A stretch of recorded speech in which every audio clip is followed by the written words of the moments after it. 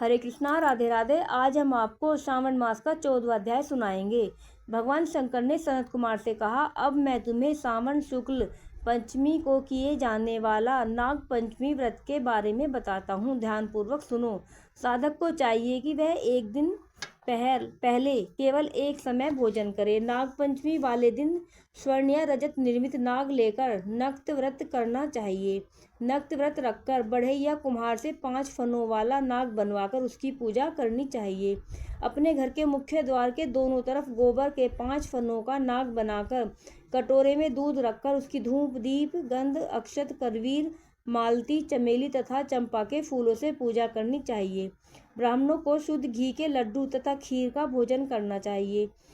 कालीय नाग, तक्षक नाग, शंखपाल, वासुकी, शेषनाग, पद्मनाग आदि नागों को हल्दी व चंदन से दीवार पर बनाकर तथा नागमाता कुंदरू को भी अंकित कर पुष्पों से पूजा करनी चाहिए। पूजन के पश्चात घी और खांड मिलाकर उनको दूध पिलाना चाहिए। उस दिन लोहे की कढ़ाई में पकवान बनाने वर्जित हैं। गेहूं और दूध की खीर बनाकर भुने चने, धान का लावा और भुने जौ नागों को देने चाहिए। एक स्वयं भी उपरोक्त वस्तुओं का भोजन करना चाहिए। परिवार वालों को भी भोजन में ये ही वस्तुएं देनी चाहिए। सांपों की बांबी के पास गान वाघ द्वारा उत्सव मनाना चाहिए। ऐसा करने वाले मनुष्य को जीवन भर कभी सर्प डसने का भय नहीं रहता। सर्प के दर्शन करने से ही मनुष्य अधोगति को प्राप्त होता है। सर्प तमोगुणी होता है। विधि पूर्वक ब्राह्मण सहित नाग का निर्माण कर पूजा करनी चाहिए। इस तरह 12 महीनों की शुक्ल पक्ष की पंचमी को व्रत करना चाहिए। वर्ष की समाप्ति पर शुक्ल पक्ष पंचमी को फिर से नागों का पूजन करना चाहिए। श्री नारायण को सब स्थानों पर स्थित हैं। श्री नारायण जो सब स्थानों पर स्थित हैं, सब वस्तुओं को प्रदान करने की क्षमता रखते हैं,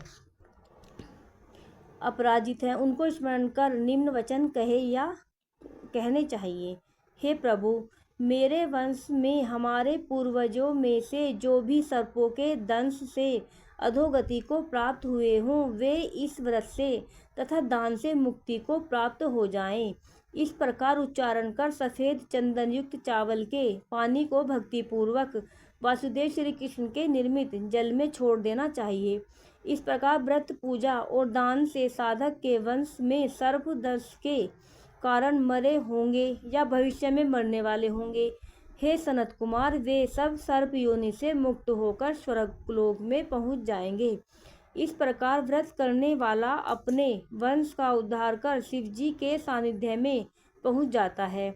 हे सनत कुमार, जो मनुष्य नाग की हत्या करते हैं, उनके परिवार में अगले जन्म में पुत्र नहीं होता, और यदि होता है तो अधिक समय तक जीवित नहीं रहता।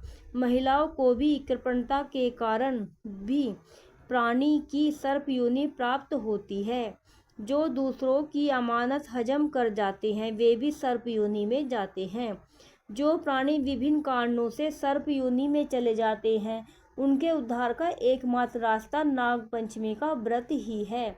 जो प्राणी नाग पंचमी का व्रत तथा नाग पूजा करते हैं, उनकी भलाई के लिए नागों के स्वामी शेषनाग और वासुकी नाग भगवान विष्णु से और भगवान शंकर से हाथ जोड़कर प्रार्थना करते हैं।